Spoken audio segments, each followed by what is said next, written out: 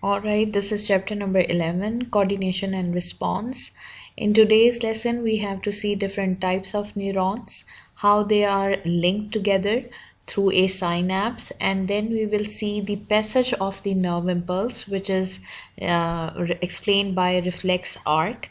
First, let's see the types of neurons. There are three types, and all these three have two names, sensory or receptor neuron, relay or intermediate neuron, and then the last type is effector or motor neuron.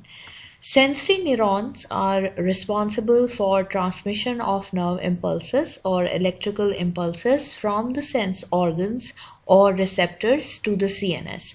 We have read in our previous lesson that CNS comprises of spinal cord and brain, while receptors or sense organs would be those organs which have the ability to sense any change or sense the stimulus which has come along the way.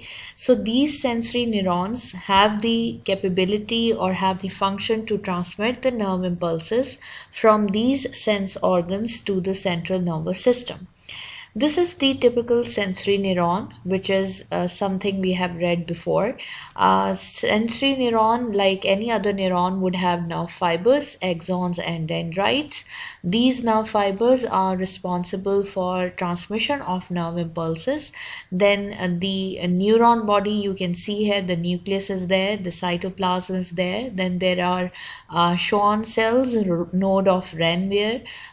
Direction of impulse would be from dendrites to the cell body along the length of the axon and then to the axon terminal. So this is the function of sensory neuron. I was talking about before this slide that sensory neurons are responsible for transmission of nerve impulses from the receptor to the CNS. Now CNS can be brain, it can be spinal cord, or both. So here, if someone has touched the hot object, the skin or the temperature receptors in the skin would be the receivers which will detect this stimuli. Along the length, you can see the receptor neurons or sensory neurons are transmitting the nerve impulses from the receptors to the CNS, comprising of brain and spinal cord. The next type of neuron is called as intermediate or relay neuron, as the name is suggesting that they are present in between two neurons. These are responsible for receiving the nerve impulses from sensory neurons and passing them on to the effector neurons. Keep in mind that relay neurons are present in the CNS, comprising of brain and spinal cord. These have the ability to take up the nerve impulse from the sensory neurons and then transmit them to the effector neurons. This is the passage of the nerve impulse, where you can see that the nerve impulse is generated. It is passing along the length of the sensory neuron, and then we see that this nerve impulse is transmitted to the relay or intermediate neuron, which lie in spinal cord and brain.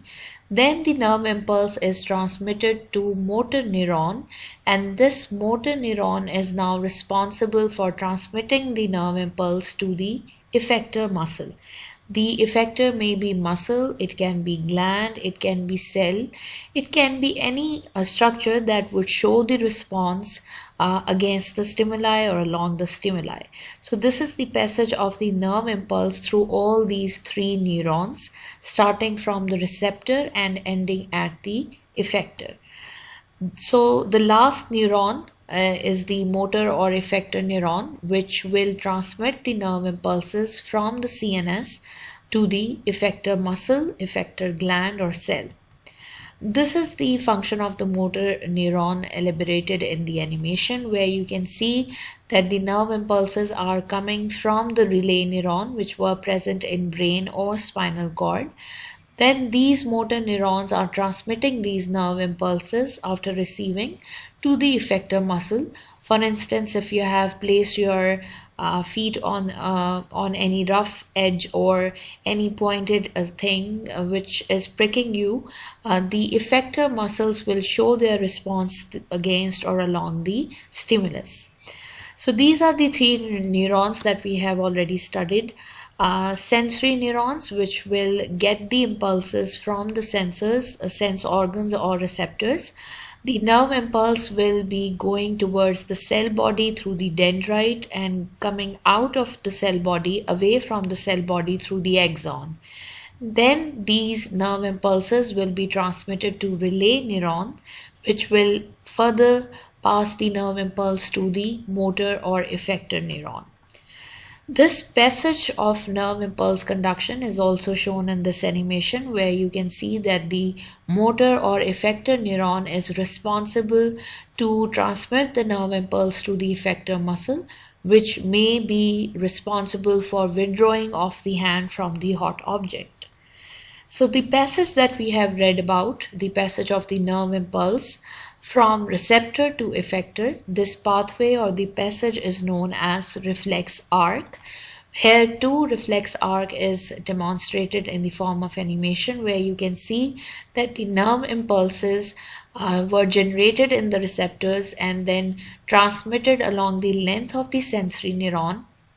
After that, the nerve impulse is transmitted towards the relay or intermediate neuron, which further transmit the nerve impulses towards the motor or effector neuron, which ultimately will get the nerve impulses to effector.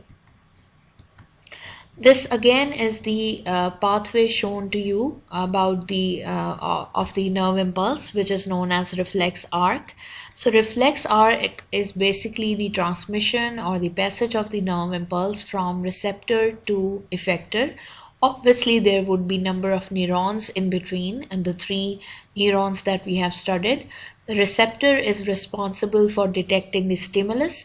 The nerve impulses generated as a consequence of it would be traveling or transmitting along the length of sensory neuron, then going into relay neurons, which are lying in the CNS. Relay neurons are now responsible to transmit the nerve impulse that it has got from the sensory neuron to the motor or effector neuron.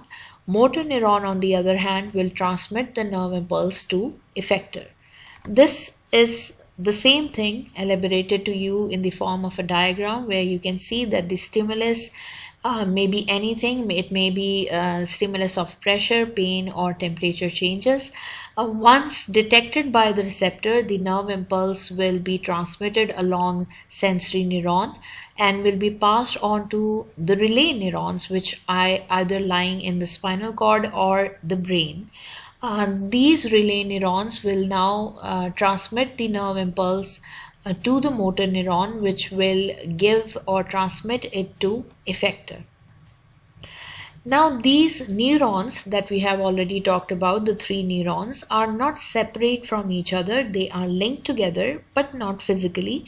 They are not physically linked. There is a small gap in between two. If you can see in this diagram too, all these three neurons are separated. They are not physically connected. There is a small gap in between all these. This gap is known as synapse. This is a small gap at the end of a neuron that allows a signal or nerve impulse to pass from one neuron to the next. So now question arises that how this nerve impulse jumps from this gap to the other neuron. So the answer is that it does not cross the synapse in the form of electrical impulses. Rather, they are transmitted to the next neuron in the form of chemicals called neurotransmitters. So if you can see here, we have a axon of one neuron and dendrite of the next neuron. And if you can see here that the two neurons are not physically connected, there is a synaptic gap between them. What happens is that the axon of the first neuron carries vesicles which carries some chemicals known as neurotransmitters. Once the nerve impulse reaches this terminal, these vesicles will be forced to fuse with the membrane of the axon, and they will release their content or the chemicals into the synaptic gap. These chemicals will now attach with the receptor sites on the dendrite of the next neuron.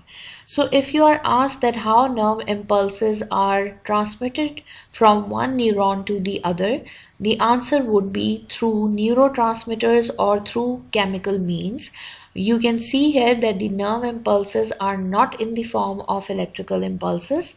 They have converted from electrical impulses to chemical form, and once these neurotransmitters will attach themselves with the receptor sites of the dendrite of the next neuron, these chemicals will again change into electrical impulses, and then the process will continue.